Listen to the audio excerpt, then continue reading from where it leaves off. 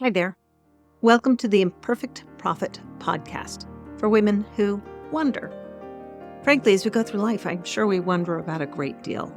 First as little kids, then as adolescents, then as young women, then as transitional women. What are we calling ourselves these days?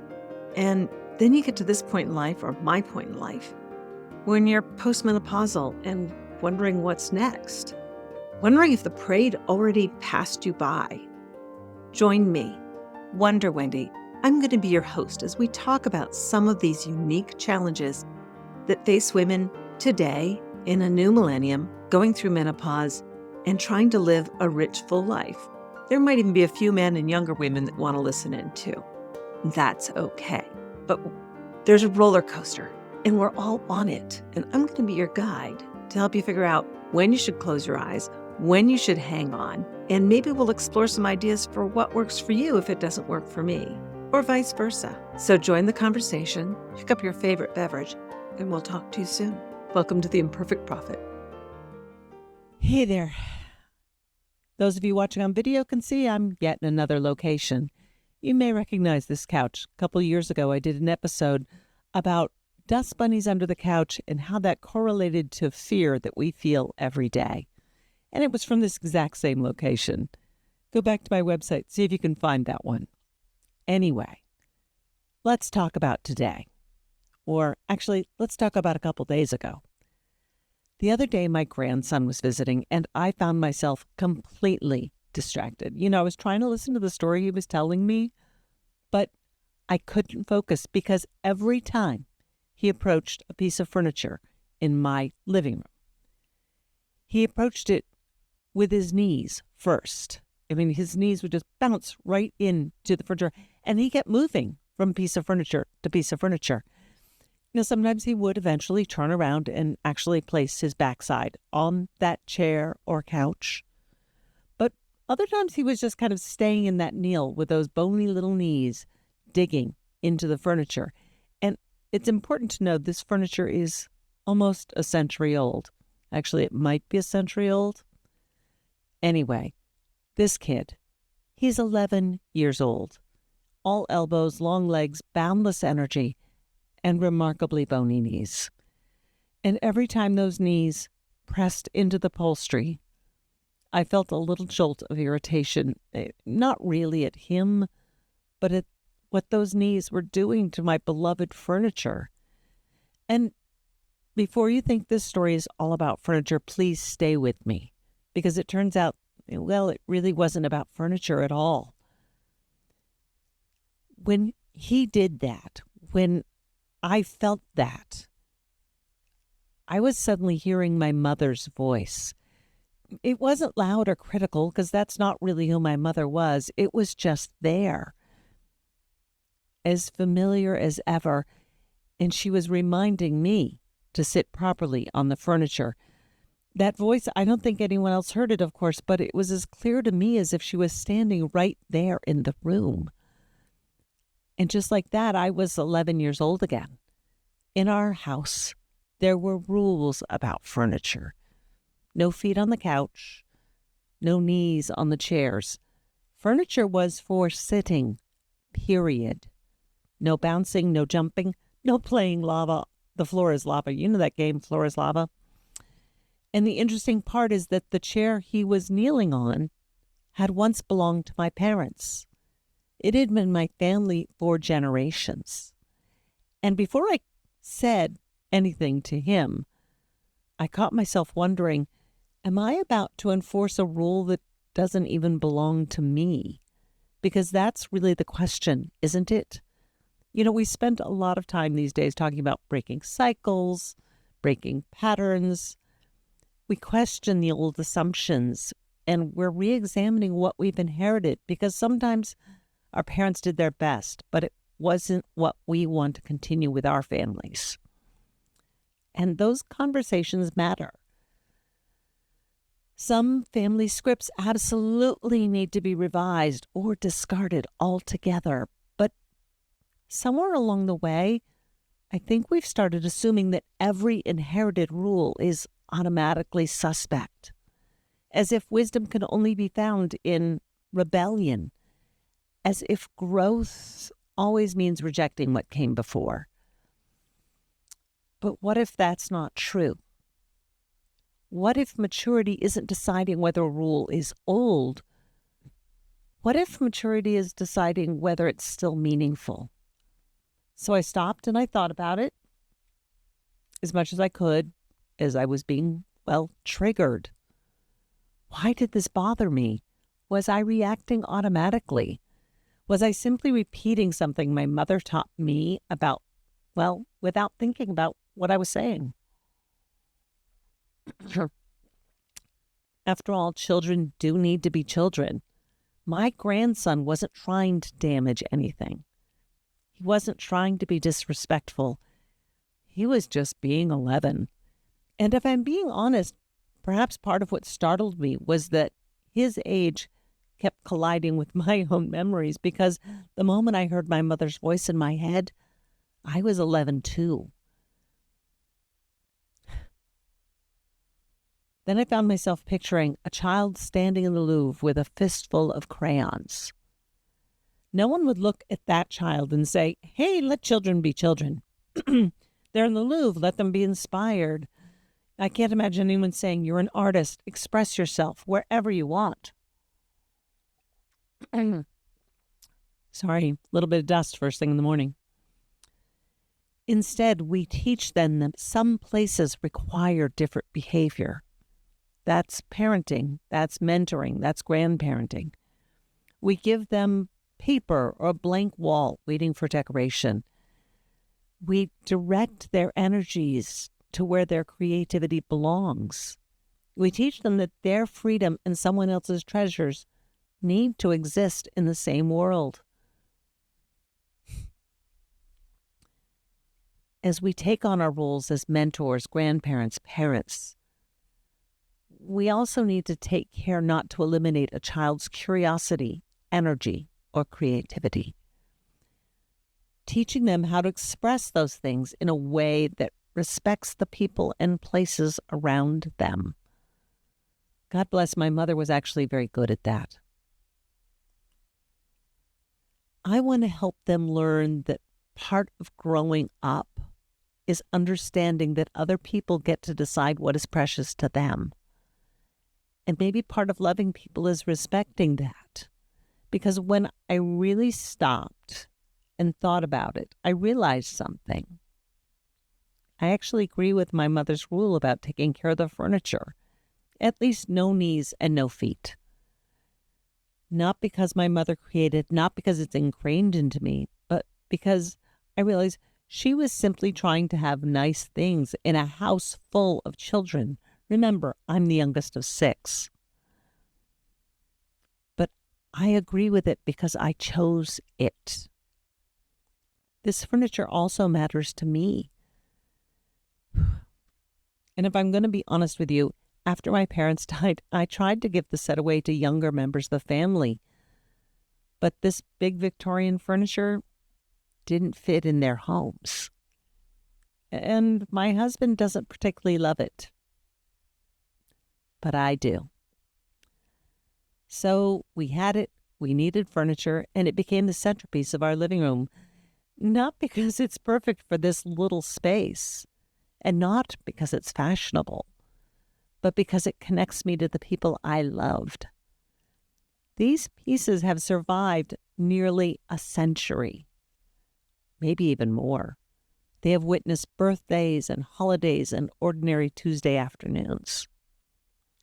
If you look through our family photographs, they're recurring characters, sometimes in the background or off to one side, always present.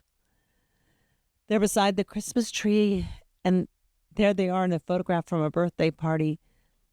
And there's another photo of them holding babies that are now grandparents on their own. They've seen joy and grief and everything in between. And somehow they have survived long enough for an 11-year-old boy to kneel on them while telling his grandmother a story. They are a tangible connection to my parents, though, and I want them treated with care. Maybe I should have explained all that to him. Maybe I should have told him about my mother, a woman who died before he was born. Maybe I should have told him how much I love the history woven into those chairs. Maybe I should have explained why a century-old piece of furniture feels different to me than something ordered online and delivered in a cardboard box. But at that moment, I just wanted his knees off the antiques. And I started to learn the deeper lesson later. When I reflected on that moment, I realized that asking a child to respect something, and you see, I fidget too. Asking to respect something isn't the same as, crushing their spirit. Learning that some things deserve special care, that's part of growing up. And, he also has to learn that other people value things differently than he does. And that difference, somebody else values something differently than the way we do, that's part of coexistence. And not everything is disposable, and they need to learn that stewardship. I hope maybe we can teach it a little bit and make the next generation stronger and better than we are. And I don't know if that's what my mother was trying to teach me all those years ago, but the rule means to me now, it's important. And that's when I realized respect isn't agreement. RESPECT. Find out what it means to me. Thank you, Aretha.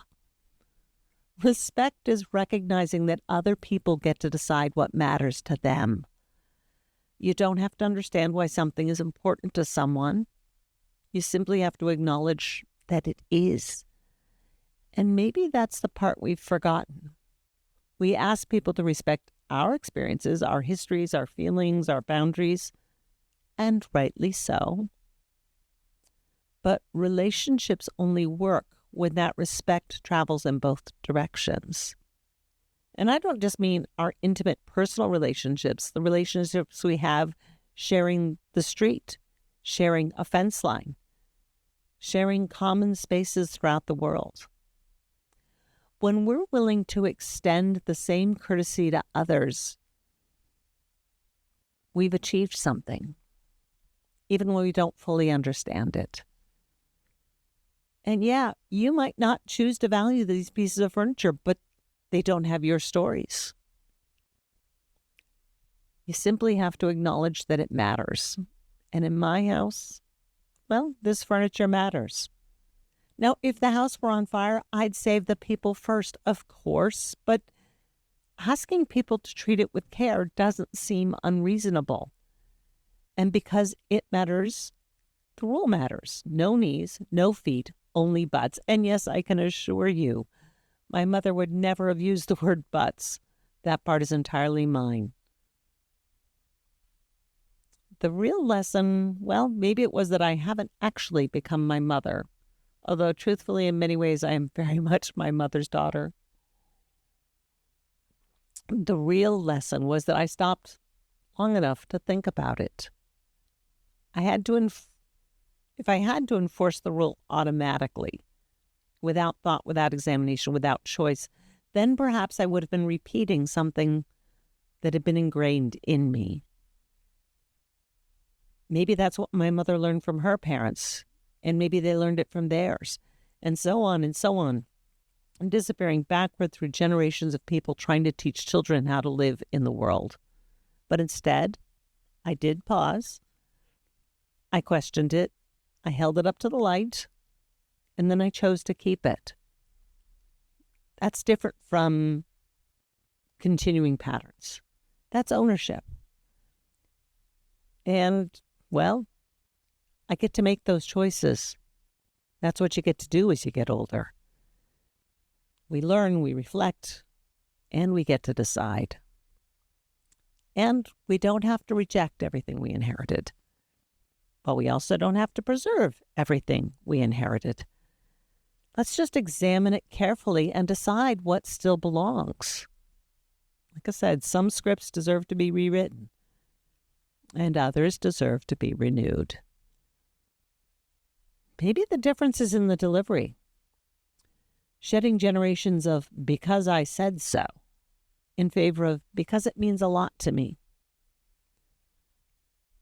There's wisdom in knowing the difference.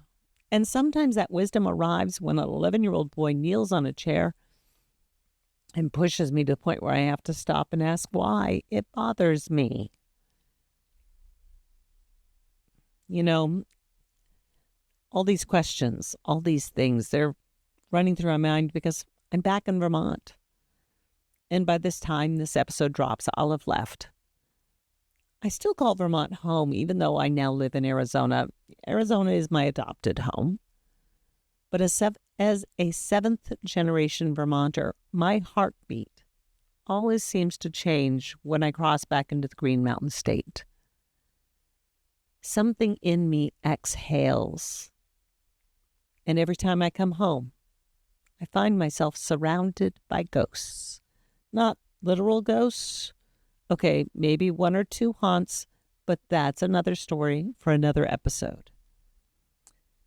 I'm thinking more about the ghosts our minds create when we return to a familiar place after enough years have passed. You walk into a room and you may be alone, but you can imagine your parents being there or your grandparents being there or a childhood friend you haven't seen in years. You look at a photograph and suddenly you hear their voice in your ears. You sit on that furniture, remember times that you've been there before. Maybe you're driving down a familiar road and suddenly you think of a name that you haven't thought of in years. Those are the ghosts, people who aren't there anymore, but they step back into the scene in your mind's eye.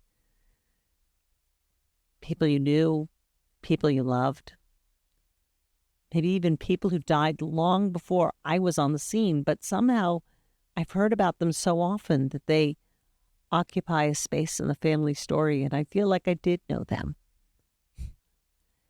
The funny thing about getting older is that the world feels a little more crowded because we carry all those we've known along with us. In my case, it's 3 generations connected by a few pieces of furniture. I am sitting here all alone, conversing with all of them. My grandmother, my parents, the people who I remember sitting on these surfaces. Oh, I could open a box of photographs and find faces I recognize and others I know only because someone spent years telling me who they were. I can hold objects that have somehow survived moves, marriages, children, divorce, deaths, and reinventions. And every one of those objects raises the same question. Why did this survive? Just yesterday, I found myself asking that very question. I was getting a carload of things ready to go to the hospital thrift shop. Perfectly good things. Things that simply had reached the end of their time with me. And so many of them, it was easy to let go of. But some things felt strangely difficult. And one of those things was a sombrero. Not an heirloom, not an antique. Well, it's been around for a few years. It was just a sombrero. I had bought that sombrero. I was the only owner. Bought it in 1977, almost 50 years ago, during a family trip to Brownsville, Texas. That's the only day I've ever been in Mexico. Didn't even spend the night, just a day trip. And I stood there holding that hat and found myself wondering, how in the world is this still in my possession? I've moved so many times. It was in my parents' attic for a while. I've had apartments, houses, marriages, divorces. But it's been with me in one way or another for almost 50 years. That delightful sombrero. And I realized the answer was probably pretty simple. It survived because every time I came across it, usually on a top shelf, it made me smile. It's not really worth much money, I don't think, but it was worth remembering. Remembering that single day that was quite the adventure, colorful adventure for an 11-year-old girl from Vermont. And yes, I was 11. Funny how that number keeps showing up in this episode. I bet there are people who can give that meaning. But that day in Mexico gave me stories, and it gave me memories. It also gave me Montezuma's Revenge, which was considerably less magical than the sombrero. But that's the real story. And that hat wasn't preserving the trip. The hat was preserving a smile. Maybe the things we keep tell us as much about ourselves as the things we throw away. The furniture survived for a different reason. It's large, out of fashion, too formal for some tastes. But every time I look at it, I see people I loved. I see Christmas mornings, birthday parties, conversations around the living room I can still picture in my mind. And I can't bear the thought of someone destroying it.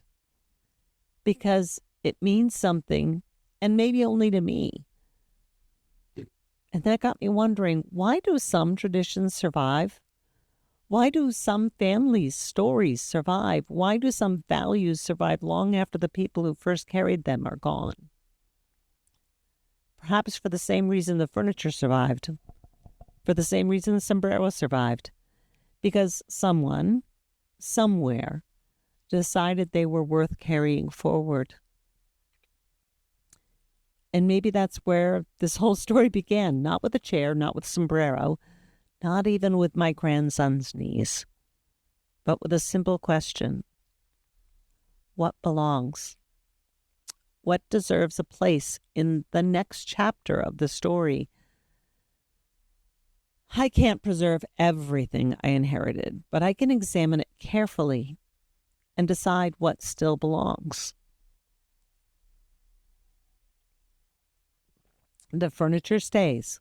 Well, the sombrero goes, but I did take pictures first. And somehow those decisions feel right. Because neither decision was really about the object. One was about preserving connection, the other was about preserving a memory. And it made me realize this was never really about a chair.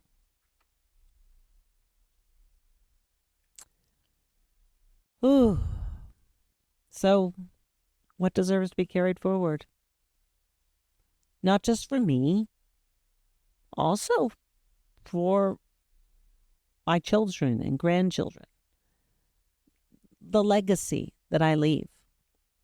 Do you ever consider that? What is your legacy?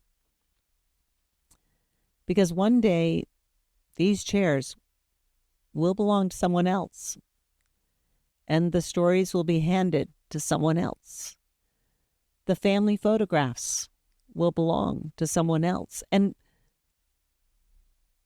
perhaps the most important thing I pass along isn't the objects. It's the understanding that some things deserve care, that respect is important, not a blind obedience, but respect and understanding of other points of view. Some things deserve to be remembered. It grounds us. And some things deserve to be carried forward. Not because someone told us they should, but because they mean something. Because they connect us to the people, places, and the stories that helped make us who we are. Thanks for joining me and my ghosts this week on The Imperfect Prophet. I may look like I'm sitting here alone, but like I said, I'm pretty sure there are a few keeping me company. Whether it's my grandmother, my mother, my father, or just the family stories, and perhaps a younger version of myself or two. I'm about to go join my sister on an adventure to go visit the graves of my parents. Talk about stirring up the ghosts. I hope this conversation inspires you to reflect on what's valuable enough to keep, important enough to reframe, and what you can lovingly release. Because sometimes growth isn't found in getting rid of everything that came before. Sometimes it's about finding and deciding what still belongs. Stay hydrated. It turns out stirring up decades of dust while sorting through furniture, photographs, memories, and family stories requires long hot showers and plenty of fluids. It's exhausting and energizing all at the same time. If this episode made you think of someone, please share it. And if you were inspired to preserve something or finally let something go, send me a message. I value your stories as well. I'll talk to you next week.